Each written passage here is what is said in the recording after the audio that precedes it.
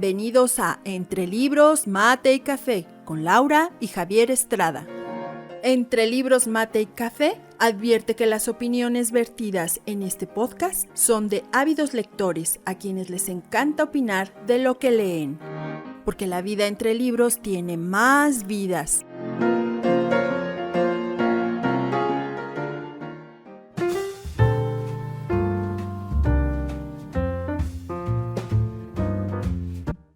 Hola, ¿qué tal? ¿Cómo están? Bienvenidos nuevamente a Entre Libros, Mate y Café.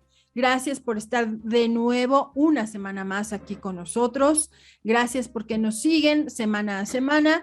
Hoy les tenemos un episodio muy interesante. Hoy vamos a hablar de la historia de México. Hoy vamos a tratar un pasaje muy específico de la historia de México del cual se desconoce mucho, y hoy tenemos a alguien que nos va a ilustrar, que conoce muy bien estos temas de historia, y seguro quédense porque seguro que hoy vamos todos a aprender muchísimo acerca de este pasaje que sucedió en México, que fue la Decena Trágica, que seguramente hemos escuchado este término, pero no entendemos bien a bien, o ya se nos olvidaron las clases de historia, qué fue lo que sucedió en esos días.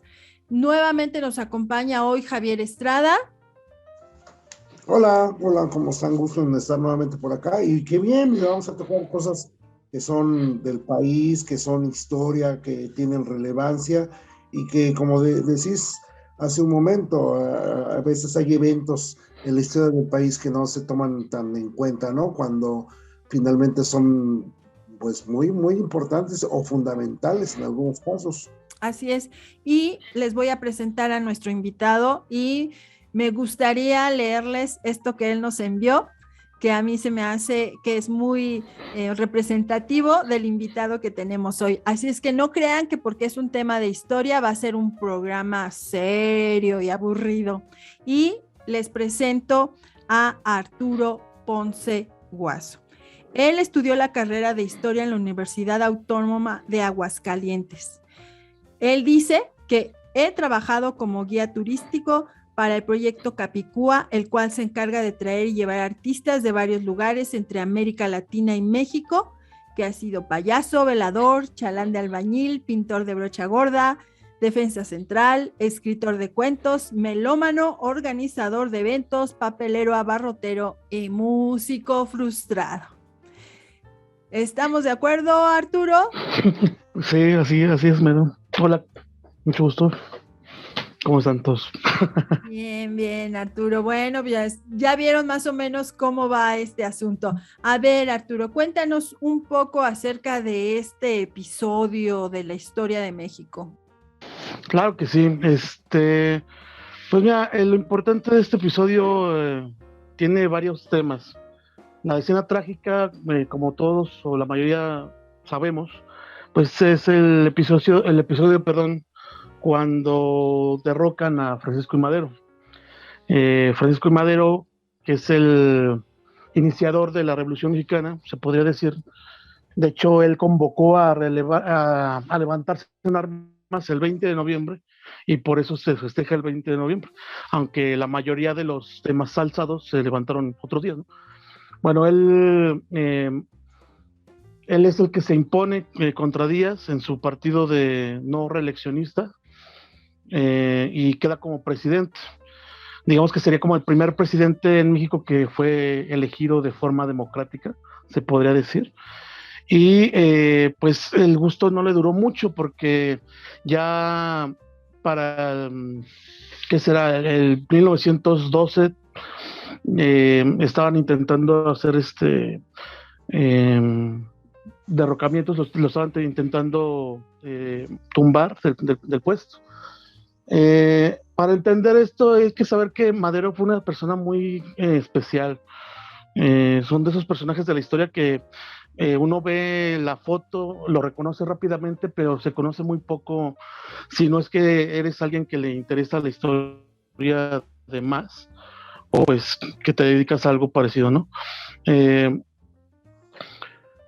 Y bueno, Francisco y Madero, no sé si sabía mucha gente, tenía un lado espiritista. De hecho, se sabía que le gustaba mucho reunirse con sus amigos a hablar con los muertos. De hecho, él aseguraba que Benito Juárez le daba la autorización de tomar el poder, le estaba dando casi su bendición, ¿no? O sea, porque pensaban iguales. Pero también era una persona muy noble. Mucha gente podría tildarlo como de menso, no sé si se puede decir menso, pero sí es como la palabra más, pues más ligera como para describir cómo se referían a él, porque era una persona muy confiada. Él era una persona buena y pensaba que la demás gente era igual de buena, solamente tenías que darle la oportunidad, ¿no? Entonces, uno de sus graves errores fue confiarse y creer que la política mexicana se basaba también en ese tipo de honor entre caballeros o esta filantropía que él tenía. También un problema de Madero es que pues ganó la presidencia, pero nunca supo confiar en la gente que tenía alrededor. Por ejemplo, su hermano, que también es famoso, Gustavo Madero, repetidas veces le avisó, le comentó que era peligroso tener ciertas personas al mando, porque por ejemplo cuando Madero ganó la presidencia, el gabinete que tenía Díaz, muchos de esos lo conservó. Entonces, realmente, pues mucha gente podría decir que estás conviviendo con tu enemigo. Pero como les digo, Madero era una persona muy confiable o muy confiada y trataba de darle las segundas oportunidades a las personas. De hecho, los primeros que intentaron hacerle golpe de Estado, que fue el general Félix Díaz y no me acuerdo ahorita, les digo el otro nombre, los mandó a la cárcel, de hecho, o sea, les perdonó la vida. Y cuando... Reyes, exactamente, gracias. Y cuando Mondragón los libera, pues ya intentan cometer el golpe de Estado. A lo que voy es que la importancia de este golpe de Estado también conlleva en las personalidades que tienen todos los que están inmiscuidos. No estoy alabando la personalidad de Madero, pero siento que en la historia muchas veces todo lo ven como negro y blanco, malo y bueno, cuando realmente son personas que tienen defectos y virtudes y que cometen errores o aciertos, ¿no? Entonces, en este caso, Madero, por un lado, tuvo muy cerca a sus enemigos, que a lo mejor era un dicho, ¿no? Ten más cerca a tus enemigos que a tus amigos.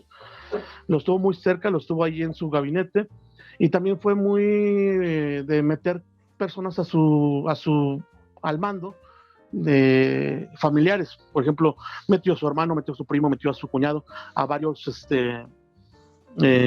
puestos del gobierno, que también eso pues estaba... Exactamente, esa es la palabra que quería buscar. Al final de cuentas, el nepotismo y ¿cómo se llama? Y todo lo que está sufriendo este país empezó durante todo este tiempo, ¿no? Entonces la traición. Bueno, está muy chistoso la decisión trágica en ciertas formas, son curiosas, porque el primer golpe que se quiso dar con Reyes fue al Palacio de Gobierno, ahí en el Zócalo. Y este cuate venía con miles de personas, o sea, despertó a todos los chavitos del Colegio de México, se los llevó vestidos para la guerra, pero un militar que era también exporfirista defendió este palacio con menos de 300 hombres y salió victorioso. Primero muere Reyes en ese ataque y Díaz y Mondragón se repliegan a la Ciudadela, que en ese tiempo era como una... ¿Cómo se llama? Era la armería, donde se guardaban las armas, exactamente, claro que sí. Y aquí empieza lo más frustrante, que es el general, no me acuerdo cómo se llamaba, déjame, Lauro porque Villar. tengo aquí apuntados por si me olvidaban los nombres. Villar, gracias. Lauro, exactamente. No se me va a olvidar porque pues, Laura. Claro. Claro. Él sale herido de este primer enfrentamiento y Madero no se le ocurre otra genialidad más grande que llamar a Huerta, que Huerta también es un personajazo. Es increíble ese personaje. Yo no sé por qué no han hecho una película sobre ese tipo. deberíamos de pedirla. Bueno, pero pide a Huerta, le da el poder de combatir a los rebeldes, pero Huerta en un principio se mostró súper fiel a Madero. El que desconfiaba mucho de él era su hermano Gustavo. De hecho, Gustavo alguna vez llegó a apresarlo, o sea, con pistola en mano, diciéndole que pues él tenía todas las pruebas de que él estaba con los golpistas. Pero Madero le dio la razón otra vez a alguien que no era de su confianza. En vez de hacerle caso a su hermano, le dice a Huerta, ¿sabes qué? Demuéstrame tu lealtad y en 24 horas entrégame la ciudadela, tú puedes, ¿no? Y aquí Huerta, pues lo que hizo fue hacerse menso, o sea, porque implementó lo que es la guerra falsa, se le dice, o mandaba soldados a su cargo, pero él sabía que soldados estaban apoyando a Madero realmente y cuáles estaban en el golpe. Entonces a los que mandaba a morir eran a los maderistas y nunca atacó a la ciudadela como tal se debía, porque pues hubiera ganado luego. La ciudadela, uno pensaría que tenerla sitiada en unos cuantos días sin comida, sin agua, podías ganar, pero la ciudadela era apoyada por los ricos, por la gente, la oligarquía porfirista, y hasta se dice que los soldados y todos los que estaban ahí acuartelados se la bebían borrachos porque se la pasaban tomando y festejando. Entonces, ese tipo de, como dice, o sea, esa sorpresa que te da es como algo ilógico, ¿no? O sea, piensas, México ha sido un país tan surrealista desde sus principios, ¿cómo es posible que un presidente teniendo pues sí, ese porte del presidente, su papel de presidente, no haya podido con unos alzados que estaban acuartelados? Y lo peor de todo es que seguía confiando en que él podía solucionar las cosas de una forma, hasta de cierta forma, pacífica. El único que realmente le hizo segunda a Madero hasta el final, pues hablando de militares, sería Felipe Ángeles, que cuando llega, cuando lo apresan a Madero y a Pino Suárez, también lo dejan allí apresado, lo tienen encerrado en Palacio de Gobierno, y ahí lo tienen durante 48 horas o algo así, cuando ya es el segundo golpe, que es el de Huerta. Y pues está también interesante el asunto como personal de las cosas. Huerta jamás, o sea, todo el mundo conoce a Huerta, que es un traicionero y bla, bla, bla, pero también fue una persona como muy hipócrita y ¿Doble hasta cara? doble cara, totalmente, porque nunca le dio la cara, por ejemplo, a Gustavo ni a Madero, digo, ni a Francisco ni a Gustavo a la hora de matarlos o mandarlos matar. Él ni siquiera tuvo el valor de matarlos a ellos mismos, o sea, él pudo haberlos matado, pero tuvo que mandar a alguien más a matarlos. En este caso, al que mandaron matar a Madero y a Pino Suárez, se llamó Francisco Cárdenas. Este cuate era un rural. Los rurales eran como una fuerza especial de Porfirio Díaz, que no eran unos militares, eran como policías que sí estaban bien pagados y sí tenían una carrera militar. Eran como el FBI o la KGB o la Gestapo, una cosa así. Eran milicias. Algo así. Eran las milicias ocultas, la policía secreta. Porque realmente algo también interesante de este tiempo de Porfirio y de Madero era que Porfirio Díaz le tenía más miedo a un golpe de Estado que a un levantamiento de armas del pueblo. Entonces siempre mantuvo al ejército como muy, muy mal, o sea, no les pagaban bien, era casi de levantamiento, o sea, gente que estaba ahí caminando por la calle, ¿tú qué estás haciendo, pelado? No, pues nada, vente a guerrillar, ¿no? Ya eres soldado. Pero yo no quiero, pues ni modo, no puedes discutirlo, ¿no? Entonces el ejército estaba muy mal organizado, pero era para evitar que el mismo ejército se levantara. Entonces, la fuerza secreta hasta que decimos de los rurales, estaba este vato de Francisco Cárdenas. Y este tipo era como un tipo asesino a sueldo, pero él él era su sueño matar a Madero. Él había jurado vengar a Porfirio Díaz, tan metido en la política, estaba tan comprometido con la ideal de Díaz, que él estaba dispuesto a matar a Madero por venganza, y se le cumplió su sueño. Sí, era el sicario fue designado. De una forma... Ajá, y fue de una forma muy traicionera, porque en algún momento se les había dicho a Pino Suárez y a Madero, y también a Felipe Ángeles, pero eso ya queda después, a los tres se les había dado la oportunidad, o se les había dicho que iban a dar una oportunidad de que se exiliaran a Cuba. En algún momento se lee también, hay archivos donde están las cartas que escribió Pino Suárez, y él se ve ya, o sea, él no tiene la esperanza le dicen que van a ser exiliados, pero él no tiene las esperanzas, él ya sabe que, o sea, no van a ver el día 23 de febrero, porque siente que va a pasar algo. Estos cuates, el Francisco Cárdenas y otros militares, se llevan a Francisco de Madero y a Pino Suárez a Lecumberri, pero no los llevan por la parte de adelante, los llevan por la parte de atrás, y cuando le piden que baje a Madero, en ese momento Cárdenas le dispara por la espalda. Wow. Y Pino Suárez alcanza a escapar, alcanza a correr, pero también es disparado por la espalda por alguien más. El que sí sabemos que mató a Madero fue Cárdenas.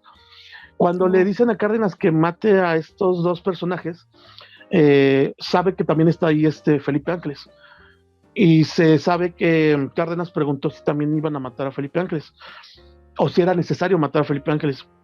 Y los golpistas, como fue Huerta y sobre todo Félix Díaz, dijeron, no, pues nada más es necesario que mates al presidente y al vicepresidente. No es necesario que derrames tanta sangre, ¿no? O sea, hasta de una forma cínica. Wow. A Felipe Ángeles lo dejan ahí en Palacio de Gobierno, y no es víctima de esta traición, pues, en ese momento.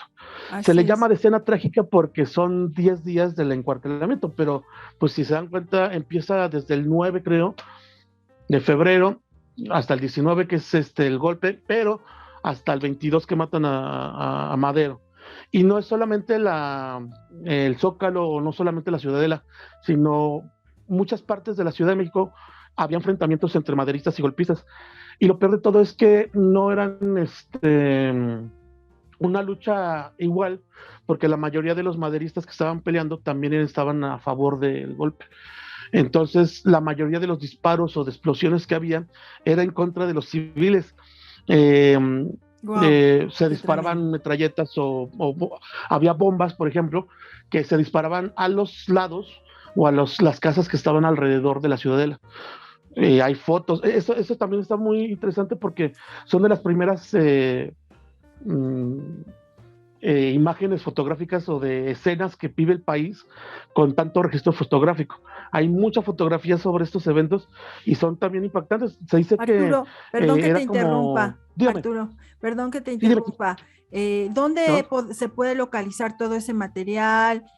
¿Cualquiera puede tener acceso? ¿Se necesita algún permiso especial? No sé, algo así, platícanos. Muy bien. Mira, lo chido del acervo cultural mexicano, se puede. Hay muchos lugares donde se puede acceder, sobre todo si hay bibliotecas, sobre todo allá en México. En la Ciudad de México hay un montón de lugares donde acceder, sobre todo en las bibliotecas públicas. Está lo que es la parte de la hemeroteca, que es donde guardan los archivos de los periódicos. Entonces, si tú sabes buscar la fecha del día donde tú quieres, oye, alguien me contó que a fulanita de tal, a Chachita la bolsearon, sí existió y me dijeron que el 7 de marzo, pues búscala. O sea, si ya tienes acá la información, tú buscas en un periódico y vas a encontrar fotografías. También hay un archivo federal, no sé, ahí sí te fallo decirte dónde poder encontrarlo, pero es fácil.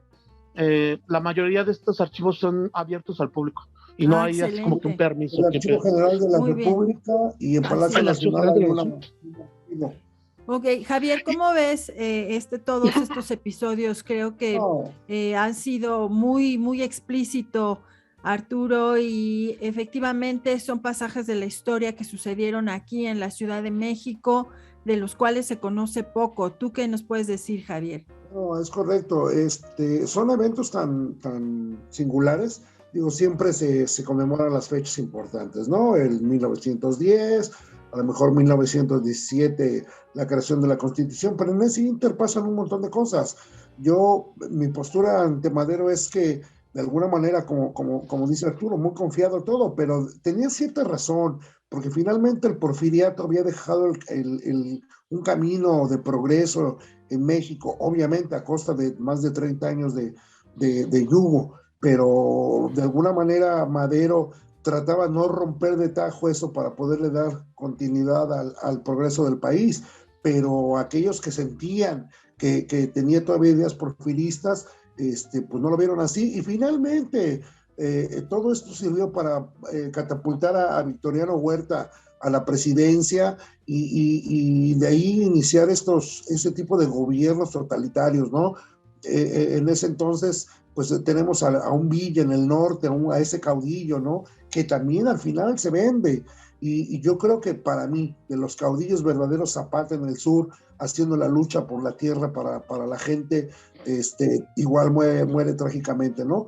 Pero este tipo de eventos que a veces no sabemos, porque Doroteo, que era el nombre de Villa, casi nunca se menciona esta traición, porque finalmente es una traición. Sí, habrá sido uno de los impulsores de la revolución y un luchador, pero finalmente al venderse traiciona, ¿no? Traiciona los ideales de la revolución, que esos ideales de la revolución nunca se llevan a cabo, porque se convierte en el PRI y todos sabemos la historia, ¿no? Aquí no hay nada que tapar, aquí no hay partidismo, sí. Los hechos hablan por sí solos, ¿no? Pero yo creo que Madero, el gran valor de Madero es rompe con el porfiriato.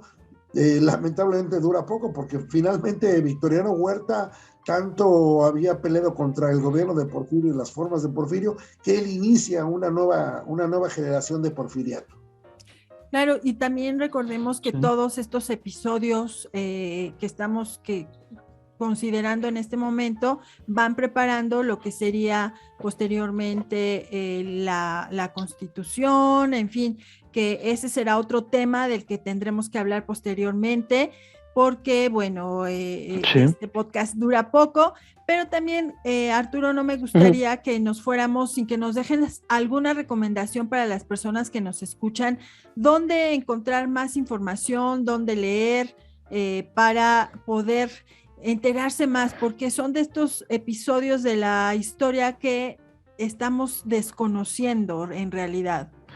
Te comentaba, bueno, para leer, para iniciarte en la lectura, para que no te metas en algo muy tedioso, porque a veces la historia sí es escrita, el libro de Paco Ignacio Taibo, segundo, o dos, que le hizo, de temporada de cuervos, o temporada de buitres, perdón. De sopilotes. Ese habla de sopilotes, más mexicano aún. Y otro sería de la Guerra Secreta en México, es de Frederick Katz. Cualquiera de los dos son muy fáciles de encontrar, a lo mejor hasta en internet para bajarlos, pero son libros muy famosos, pues no son como tan difíciles de... hay otro que se llama también La Escena Trágica, es de un señor que se apellida Aguilar, pero ese también es como un poco más complicado, ese ya está como más... Sí, es el de Héctor Aguilar Camín, muy buen periodista. Ok, también, y bueno, para la gente que nos escucha también, Paco Ignacio Taibo tiene un estilo muy particular y muy ameno, y les voy a dejar un enlace, porque también pueden buscar en YouTube este documental de exactamente que tiene el mismo título del libro. Y también les vamos a poner ahí el enlace, en los enlaces, los nombres de los libros que nos está recomendando en este momento Arturo. El de Paco Ignacio Taibo, que se llama Temporada de Sopilotes, está en un muy buen documental que hizo y que está en YouTube, así es que no se lo pierdan porque está muy interesante. Es un poco largo, creo que dura 1:30, algo así, pero les va a gustar muchísimo. Estamos muy cerca de terminar. Me gustaría, Javier, que nos dieras un último comentario y después a Arturo también si nos haces el último comentario. No, bueno, yo sí recomiendo a todos los mexicanos, hay que consumir la historia de México. Vamos a encontrar cosas muy interesantes que pueden explicar lo que ocurre hoy en día. La historia finalmente nos enseña a los errores que no debemos volver a corregir. Yo creo que todas estas cosas que ocurren con Madero, con el inicio de la revolución, etcétera, etcétera, son bien importantes. Hay que ser mexicanos de tiempo completo, incluyendo su historia. Así es, Arturo. Pues nada, espero en algún otro momento poder tener la oportunidad de hablar de más cosas de historia, porque sí, hay mucha tela que cortar. Y sobre todo eso de que pues realmente la historia, pues sí, hay muchas veces que se escribe los vencedores o los vencidos, hay muchas teorías o hay muchos puntos de vista. Lo importante es agarrar de todos lados para hacerte una propia idea de lo que está pasando. Entonces no basarse solamente en una idea. Pero Claro, sí, muchas gracias por haberme invitado. Sí, esperamos que contar contigo nuevamente porque bien lo has dicho, la historia y sobre todo en este caso nosotros quisiéramos tener mucho más información acerca de la historia de México, ir viendo aspectos como estos que no son tan conocidos y que la gente vaya junto con nosotros aprendiendo un poquito más de cómo se forjó el México de hoy y de nuestra identidad. Yo les agradezco a los dos que hayan estado con nosotros y a las personas que nos han escuchado el día de hoy. Espero que les haya resultado de mucho interés, tal y como sucedió con nosotros. Y pues muchísimas gracias, Javier. Gracias, Arturo. Gracias a ti, tío. Hasta luego, gracias. Y recuerden que estamos en redes sociales como Entre Libros, Mate y Café. Búsquenos en Facebook, en Instagram, en YouTube y no se olviden que la vida entre libros tiene más vidas.